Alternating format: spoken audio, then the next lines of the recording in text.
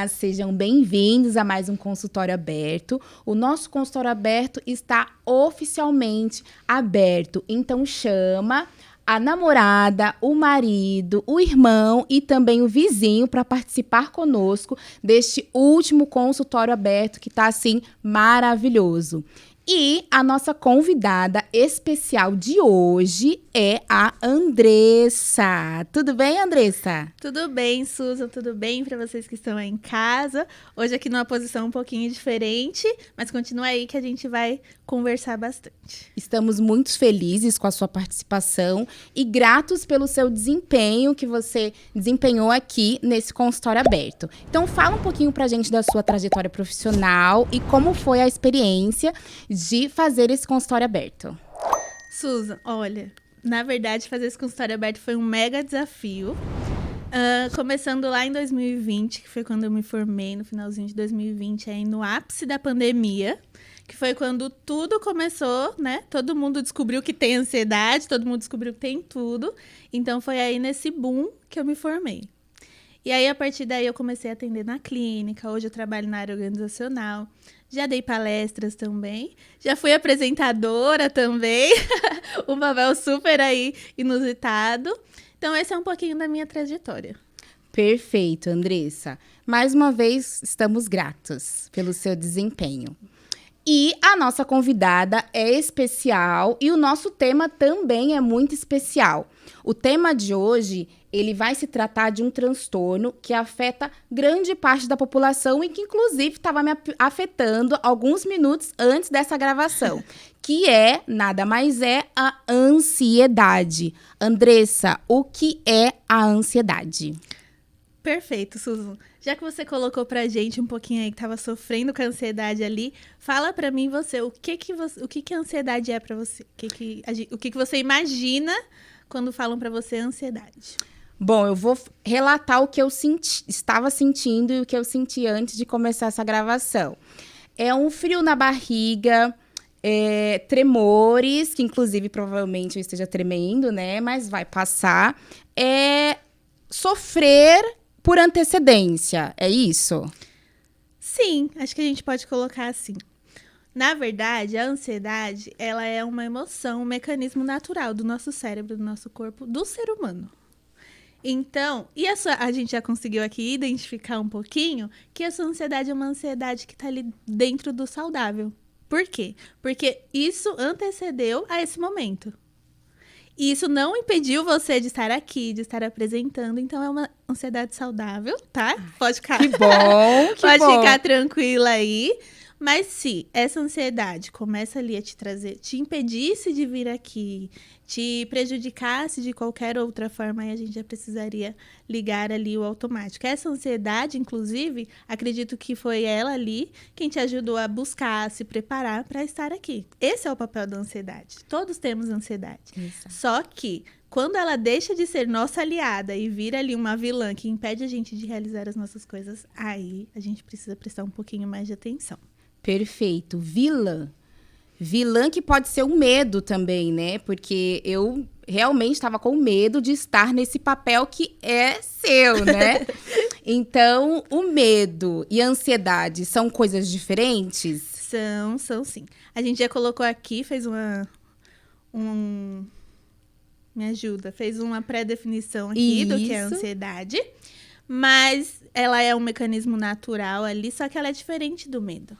Por quê? Porque o medo, ele é ali um mecanismo bem primitivo, ele é mais pontual. Então, frente a alguma situação, quando ele aparece, ou ele vai te fazer fugir, ou ele vai te fazer lutar. Sim. Essa é a função do medo. Cuidar de você, realmente preservar a sua vida. A ansiedade já é um pouquinho diferente.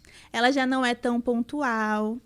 Na ansiedade, nós temos o medo, mas o medo não se resume ali, a ansiedade não se resume ao medo. Na ansiedade, nós temos o medo das coisas saírem do nosso controle, nós temos ali uma questão também sobre tudo que eu não consigo controlar, tudo que eu me acho incapaz ali de fazer, isso é ansiedade.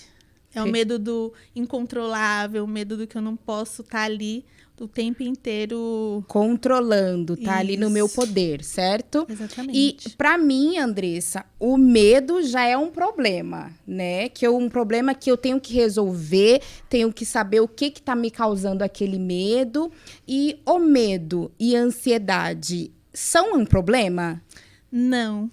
A gente Não? tem essa visão, né? Sim. Eu tô ansiosa, isso é ruim. Eu tô com medo, eu preciso vencer esse medo. E, na verdade, não. A gente só precisa acolher essas emoções e entender. Eu tô com medo. O que tá me causando isso? E, geralmente, a gente precisa... O medo também tem um pouquinho ali de instinto. Se eu tô com medo de alguma coisa, eu preciso parar um pouquinho, refletir. O que tá me causando medo? Por que isso tá me causando medo? Esse porquê que tá me causando medo já entra como sintomas, né? Que a gente pode identificar. Na verdade, ele entra como um gatilho. O que é um gatilho? Um gatilho é alguma situação, algum evento que te cause ali uma reação. Por exemplo, uma criança que viu os pais ali, teve na relação familiar, eles viram briga doméstica e tudo mais. Ao menor sinal de briga, provavelmente ele já vai se sentir ansioso, ele já vai ter ali alguns sintomas de ansiedade, de medo. Por quê? Porque o gatilho dele é a briga. Ele vivenciou isso na história dele, ele teve ali uma vivência não muito legal com isso. Então, os reflexos paternos também colaboram com a criança ansiosa. Sim. Uma coisa muito importante aqui que a gente precisa deixar claro, importante inclusive que a gente pontuou desde todos os outros episódios ali.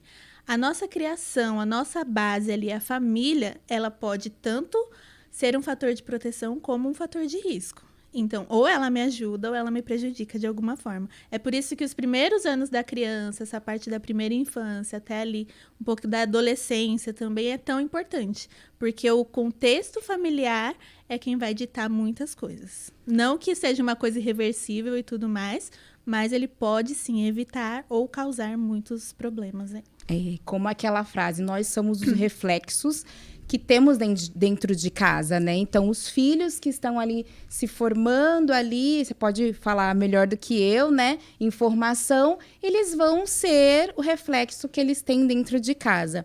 E, Andressa, existem tipos de ansiedade, certo? Fala pra gente. Na verdade, a ansiedade é uma coisa só. A vivência que você tem com ela é que vai ser diferente. Nós temos um manual, que a gente chama de DSM-5. Dentro do DSM-5, o que é, né? Deixa eu explicar o que é o DSM-5. Ele é um manual estatístico de transtornos mentais. Dentro da clínica, se a gente vai dar algum diagnóstico, os critérios que estão ali naquele manual, eles precisam ser atendidos, pelo menos aí, geralmente, 5 critérios precisam ser atendidos.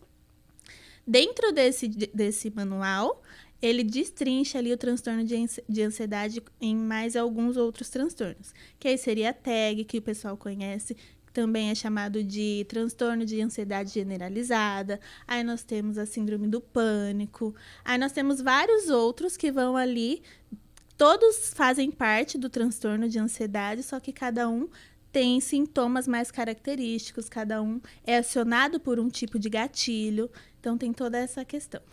E esses sintomas, dependendo de cada um, como você falou, precisa de prescrição médica? Tem algum medicamento que ajuda? Na verdade, a gente trata a ansiedade com psicoterapia. Se é um caso muito acentuado ali, aí a gente entra também com uma intervenção medicamentosa. Então, a gente precisa tanto do psiquiatra como do psicólogo. Perfeito. E eu também fiz as minhas pesquisas, né? E vi que também temos alguns tipos de transtorno de ansiedade, que é o realista, moral e neurótica. Conta um pouquinho pra gente, que eu fiquei meio assim pensando. Neurótica, Andressa? Geralmente, essa é uma definição. Primeiro, vou explicar para vocês o que é a abordagem. A abordagem, dentro da psicologia, são formas de olhar para o paciente. Então, é a parte teórica que eu vou usar como base do tratamento para tratar esse paciente. Essas definições a gente tem dentro da psicanálise, que é uma das abordagens dentro da psicologia. Não é a abordagem que eu trabalho. A abordagem que eu trabalho é a teoria cognitivo-comportamental.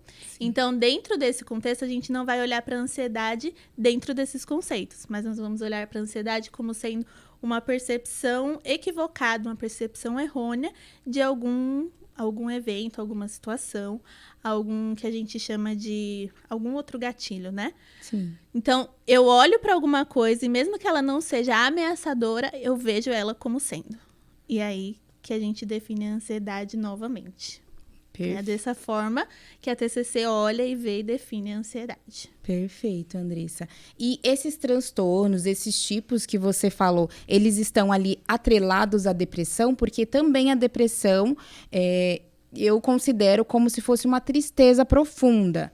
E a ansiedade, ela também é uma tristeza, né? Sofrimento antes do tempo. Elas estão andando juntas, elas estão atreladas? Na verdade, não. Não e sim. Vou te explicar. A ansiedade, ela é um transtorno de ansiedade ali, num pacotinho. A depressão, ela já vai para um lado, ela já é um transtorno do humor. Então, elas não são a mesma coisa, nem por muitas vezes se parece. Mas por que às vezes as pessoas confundem? Vamos colocar aqui de uma forma mais prática. Quando você está gripada, você fica ali mais predisposta a adquirir outra doença, certo? Certo. A piorar para uma pneumonia ou alguma coisa do tipo. Nos transtornos, funciona da mesma forma. Se eu tenho uma ansiedade ali ou eu tenho uma depressão, consequentemente, alguns outros transtornos podem aparecer em decorrência desse. Então, por isso que muitas vezes surge essa dúvida, mas quem tem ansiedade tem também depressão? Quem tem depressão também tem ansiedade? Sempre anda junto? Não. Mas por eu já estar sensibilizada, por eu já estar ali no momento mais sensível, posso acabar acarretando aí em outros transtornos. E esses transtornos, Andressa, eles são tratados diferentes, né? De formas diferentes, exatamente. A ansiedade, geralmente, todos, assim, de uma forma geral, dentro da clínica, a gente consegue tratar com psicoterapia. São formas diferentes, porque vão ser rotinas diferentes, vão ser pessoas diferentes, convivências diferentes. Então, o manejo ali precisa ser diferente. Da mesma forma, quando a gente vai para o lado medicamentoso. Então, geralmente a gente trata a ansiedade ali com ansiolíticos, geralmente a depressão a gente vai tratar aí com algum estabilizante do humor, alguma coisa do tipo. E eu não tenho como dar uma resposta precisa para você, porque os transtornos exatamente são coisas diferentes de doenças. E aí é que a gente peca um pouquinho às vezes e até, né, tem uma perguntinha mais lá para frente que a gente responde melhor. Mas os transtornos, eles são multifatoriais. O que são transtornos que tem, né? São multifatoriais. Muitas coisas podem ter ocasionado o transtorno. Então, ele pode ser de ordem genética, ele pode ser de ordem ambiental, ele pode ser por conta de uma vivência que você teve mal elaborada, mal adaptativa. Então, a gente precisa verificar isso. Por exemplo, a depressão. Às vezes as pessoas pensam, a pessoa está triste, está com depressão. Não. Se eu tenho um motivo para estar triste, seria errado eu não estar triste. Então, às vezes, a gente tem um pouquinho disso. Se você tem um motivo, por exemplo, a morte. Eu tô de luto. Aí a pessoa, mas você já tá em depressão, você tá triste. Claro que eu tô triste. E eu preciso dessa tristeza para conseguir superar, para conseguir seguir minha vida. Agora, uma pessoa que, assim, aparentemente não teria motivos, tá tudo bem, a família tá bem, tá com saúde. Ela começa com uma tristeza. E não é uma tristeza de... Você olha para sua vida e você não vê motivos para você estar daquela maneira. Mas você ainda sente uma tristeza profunda, uma desesperança. Essa é a depressão. Assim, de uma forma bem sucinta, essa é a depressão. Uma tristeza que você não sabe explicar de onde que vem. Isso, que afeta o humor, né? Isso, certo. Perfeito. Realmente. E esses transtornos que você falou e os sintomas que eu me identifiquei.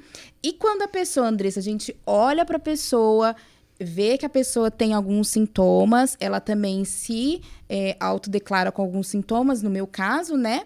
E a pessoa acha que ela não tem esse transtorno. Como que a gente lida com isso? A gente costuma falar que o psicólogo... O trabalho do psicólogo é o mais difícil, porque eu não consigo tratar você se você não reconhece que você tem uma doença. Exatamente. Que você tem algum problema, na verdade. Porque se você vai no médico, você tá gripada, alguém te amarra e te leva pro médico, você toma as medicações, você vai melhorar, certo? Agora, se você tem um transtorno, se você tem algum problema de qualquer espécie, precisa tratar no psicólogo, se você não quiser, se você não buscar por essa ajuda, eu não consigo te ajudar. Nenhum psicólogo vai conseguir te ajudar dentro desse contexto. A primeira coisa que você precisa entender é que se você está sentindo essas coisas, se está começando a te prejudicar, se você está vendo, as pessoas estão falando, nossa, mas será que isso, né? Isso não é um problema? Você já começa, né? O ideal seria que você começasse ali a prestar mais atenção nos seus comportamentos, a ver como que, né? Como que isso está afetando a sua vida. Se eu não consigo prestar atenção nisso e não consigo reconhecer que alguma coisa ali está errada e que eu preciso de ajuda, eu não consigo te ajudar. E isso é um problema, né? Porque os sintomas vão se agravando mais, você vai ficando naquela caixinha, vai meio que se encolhendo naquilo e também não consegue pedir ajuda porque você não reconhece que você está precisando de ajuda. As pessoas tentam te aconselhar, tentam te colocar para cima, te levar, olha, vá fazer um acompanhamento com um psicólogo e você fica preso ali naquele sintoma porque realmente você não reconhece que está precisando de ajuda, de um amparo, né, de um psicólogo para poder startar. E a ansiedade é mais difícil ainda que as pessoas procurem um psicólogo. Por quê? Porque quando ela não está em crise, tá ok. Se eu evito me colocar ali uma pessoa que tem uma fobia social ali. Se eu evito estar em grupo, tá ok. Se eu evito me expor ao público, se de qualquer forma eu evito me colocar naquela situação, tá tudo bem. O problema é quando eu preciso fazer isso. E levando em consideração que nós somos seres sociais, a gente precisa dessa interação, nós precisamos apresentar um trabalho, fazer uma palestra, apresentar qualquer outra coisa. Em algum momento da sua vida você vai se deparar com isso, você vai precisar enfrentar aquilo. E aí? Aí ela aparece. Então, isso é muito difícil, porque quando os sintomas param, você acha que tá tudo bem. Sim. E ela vai e volta. Quando, só diante de alguns gatilhos, que a gente já falou sobre, que os sintomas aparecem, aí você fica com falta de ar, parece que você está sendo sufocado e tudo mais, aí você pensa, olha, eu preciso procurar um psicólogo. Mas aí passa, aí você, acho que não, porque eu consegui, né? Já passou, então não tô mais... E é essa coisa que a gente precisa prestar um pouquinho de atenção. Por quê? Passou, mas vai voltar. Porque qualquer momento ali que você estiver diante de um gatilho que te acione a ansiedade de uma forma ruim, isso vai voltar. A gente não procurou ali ver o que está acontecendo, não procurou acolher, não procurou ajuda profissional para entender o que está acontecendo, então a gente não trabalhou isso, a gente não lidou com isso, a gente escondeu, colocou por baixo do tapete ali a sujeira, só que uma hora isso vai aparecer. E aí que as pessoas se dão conta que estão realmente precisando de ajuda.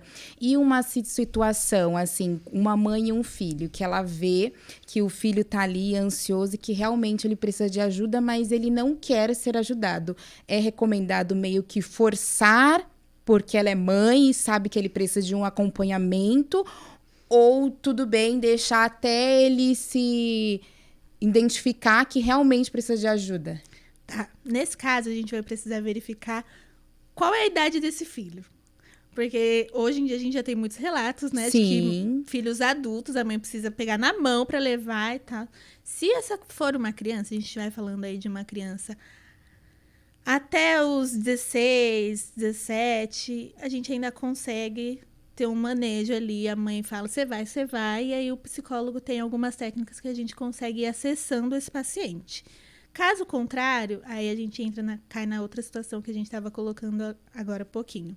Se ele não entende que ele precisa de ajuda, não tenho como ajudá-lo. Mas, no caso, se for uma criança pequena, com uma certa idade ali, que ainda esteja na responsabilidade dos pais, a gente consegue ali, dentro do setting, conseguir fazer ali um trabalho para acessar esse paciente. Então, é muito bom que os pais estejam, né, ligados, Sim. espertos com seus filhos, porque quando é uma criança pequena, realmente o pai tem que ir lá, pegar na mão e levar, né? Então, é muito bom que o pai já identifique isso.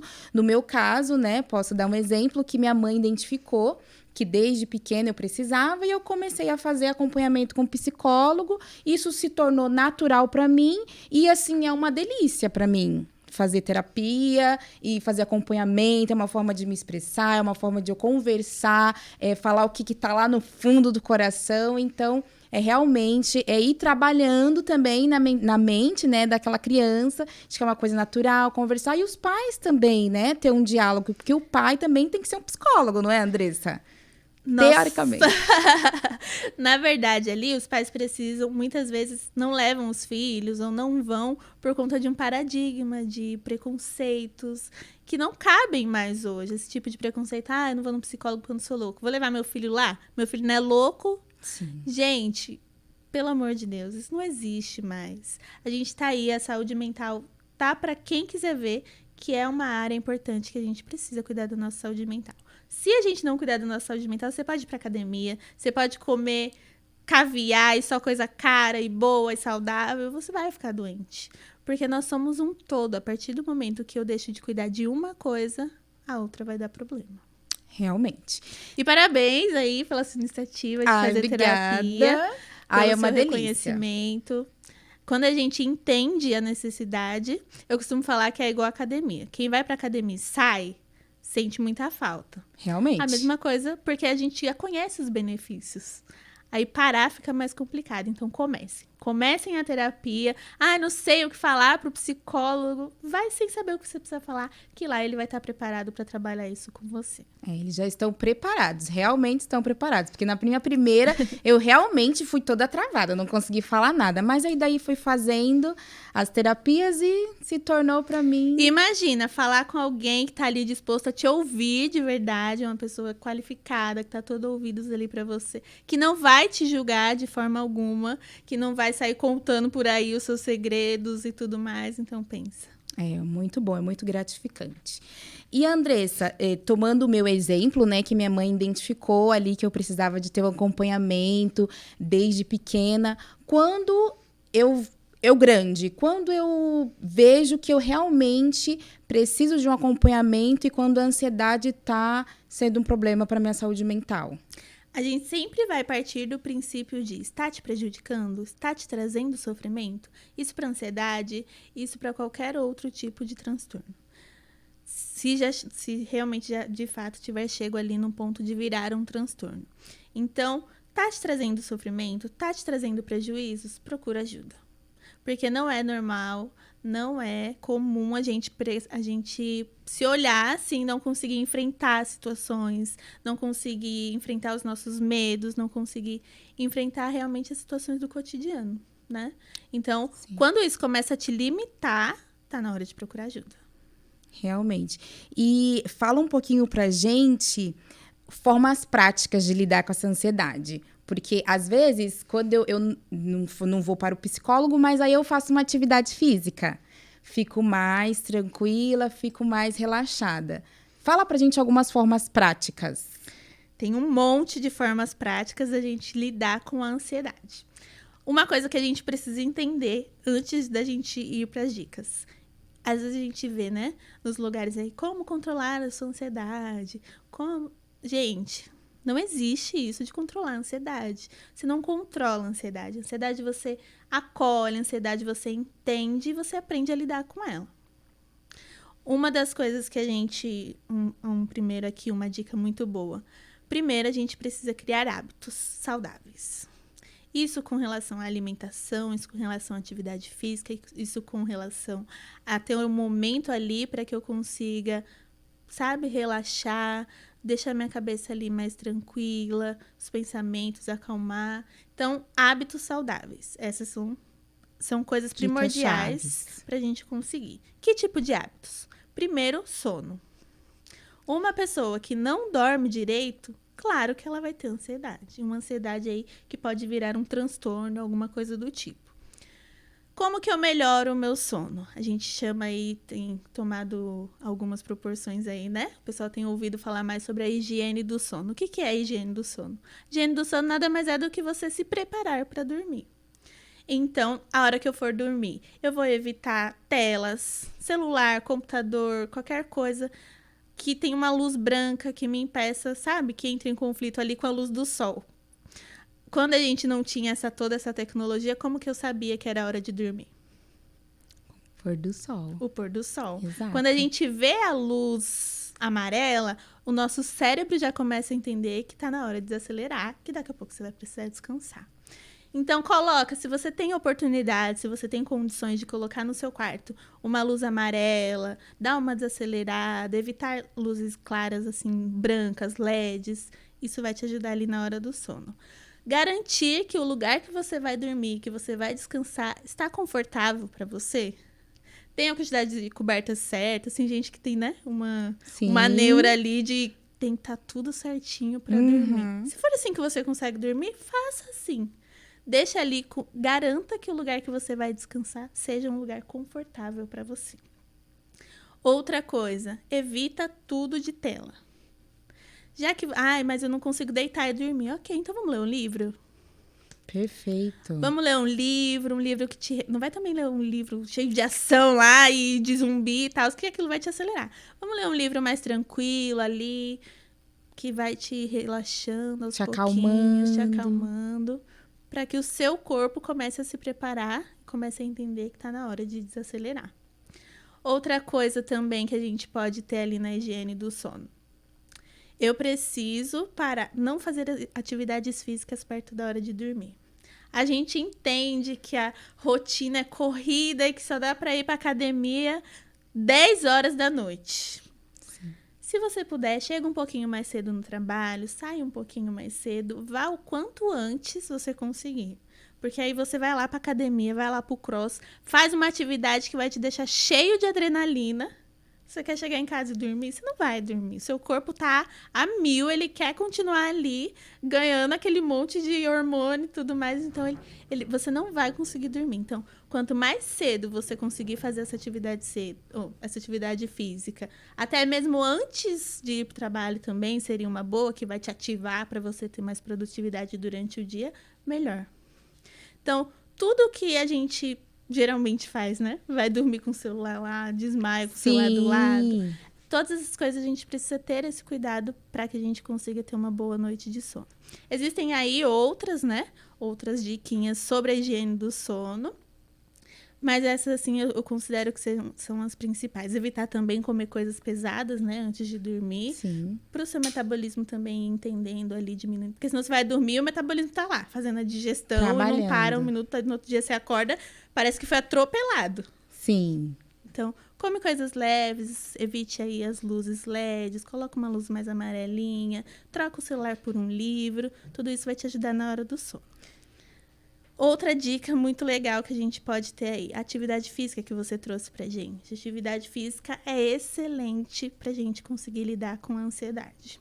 Pensa, é trânsito, é trabalho, é estudo. Pra onde que vai tudo isso?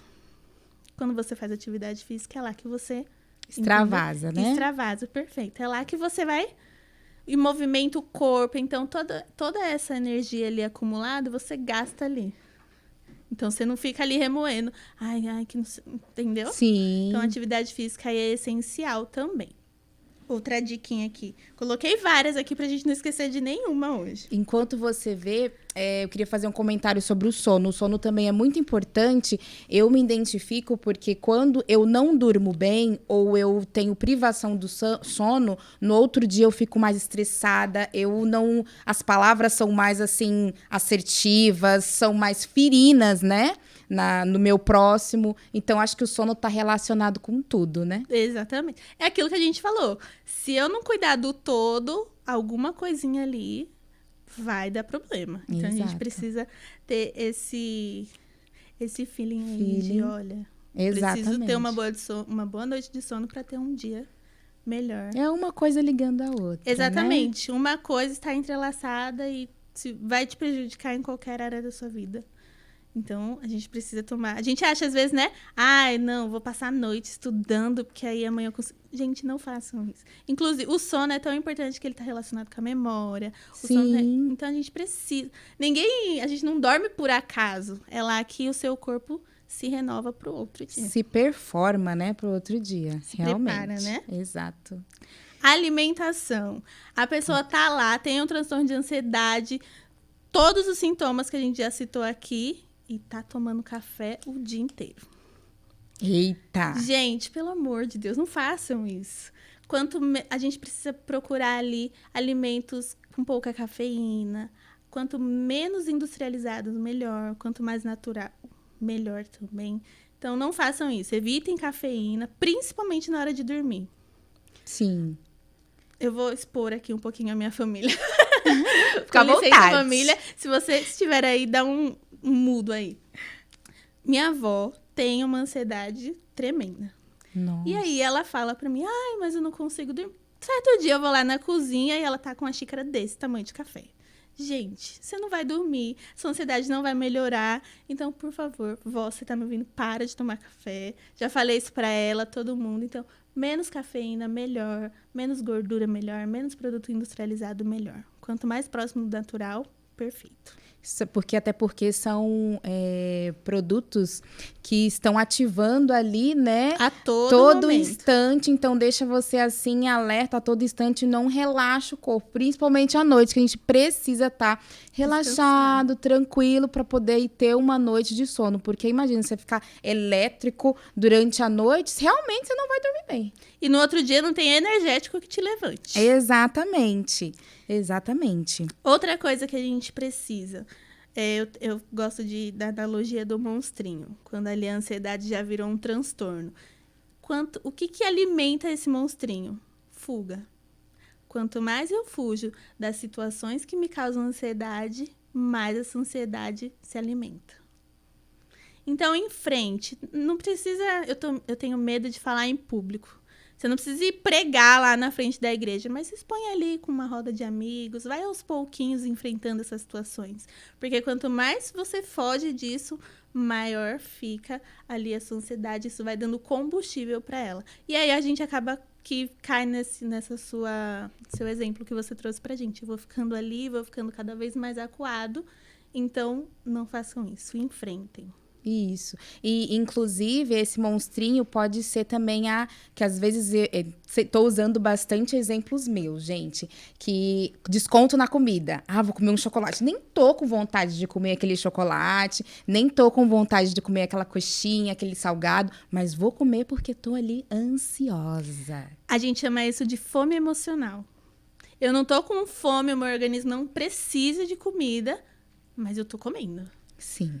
Então, quando a gente não tá com fome, a gente tá comendo ali, isso já não é mais uma necessidade do corpo, mas uma necessidade ali, talvez, da mente. Emocional ali que a gente precisa. Esse é, inclusive, um sinal que a gente precisa, né? Porque se eu não trato essa ansiedade, se eu não consigo controlar essa minha vontade, isso vai virar uma compulsão alimentar, isso vai virar uma série de outros transtornos aí que já vão para um outro lado. Você vai ter obesidade, você vai ficar obeso, aí já começa...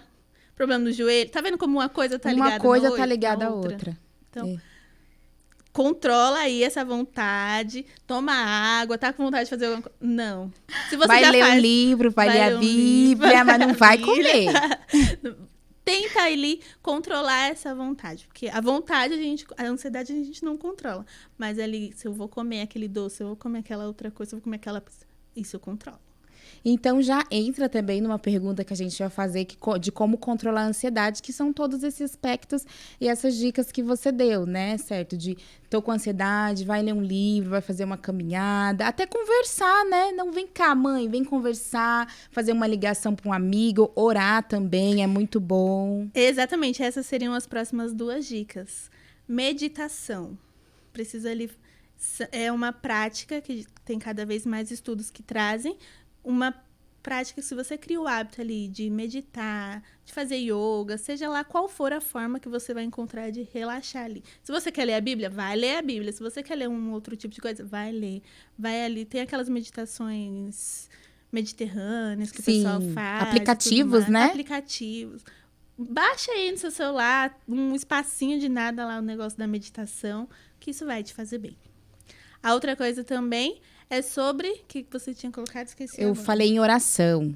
Oração. A gente colocou lá no primeiro episódio, já Sim. viemos quebrando o tabu de que psicologia e religião não dá match, sim. Então, a sua religião ali, busque a sua espiritualidade, pratique a sua religião. Que às vezes a gente só acha que só vir pra igreja tá bom já, né? Verdade.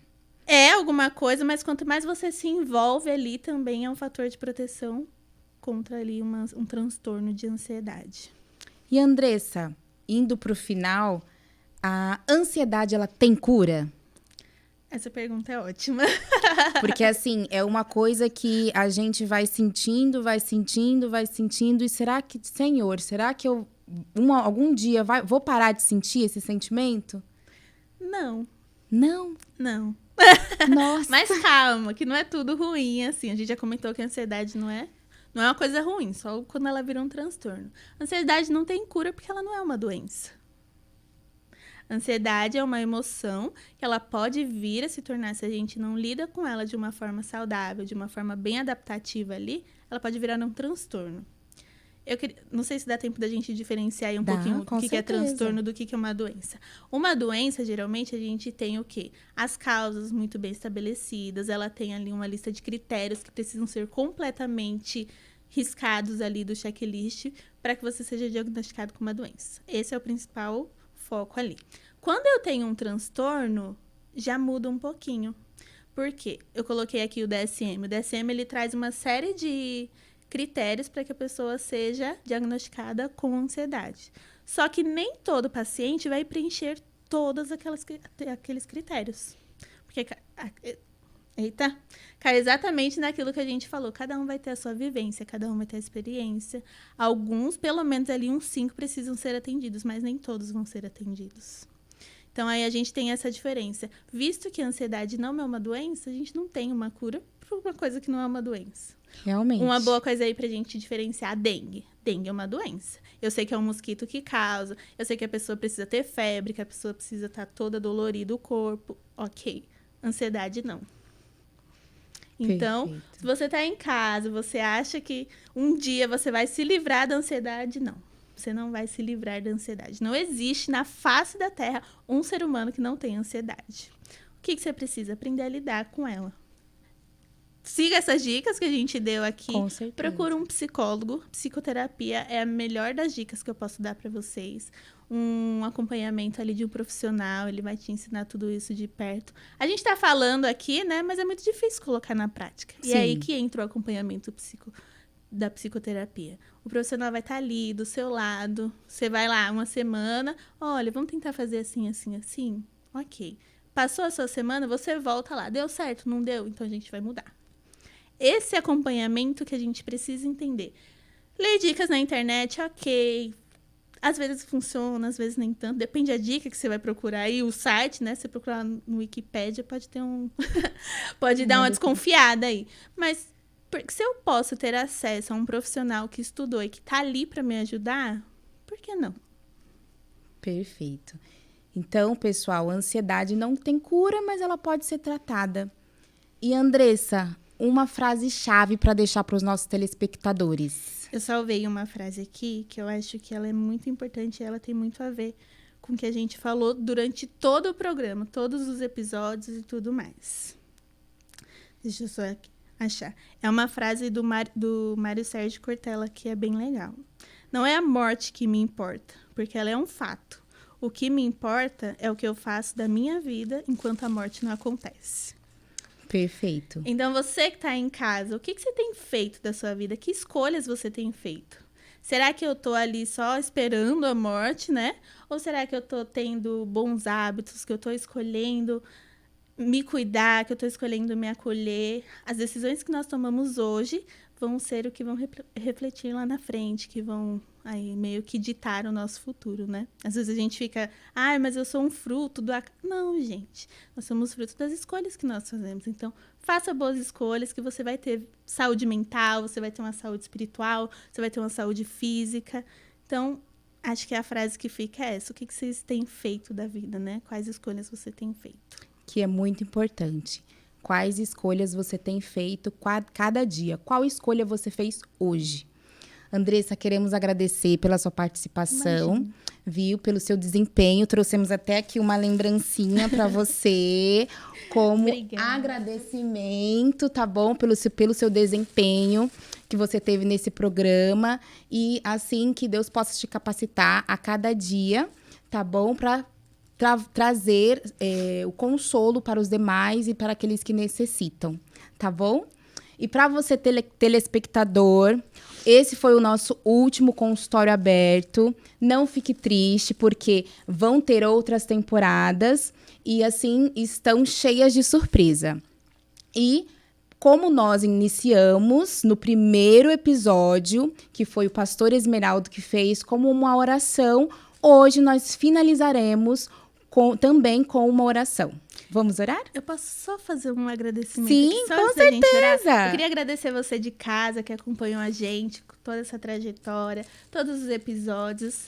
Eu espero que tudo isso tenha acrescentado na sua vida. Não foi assim para fazer uma mudança geral na sua vida, mas foi para você entender que existem coisas que a gente pode modificar, que existem coisas assim, que não é frescura, que é saúde mental e que a gente precisa ter esse cuidado, essa atenção, como a gente teria com qualquer outra parte aí, qualquer como aspecto da nossa vida. Então, muito obrigado para você e espero vocês na segunda temporada do Consultório Aberto.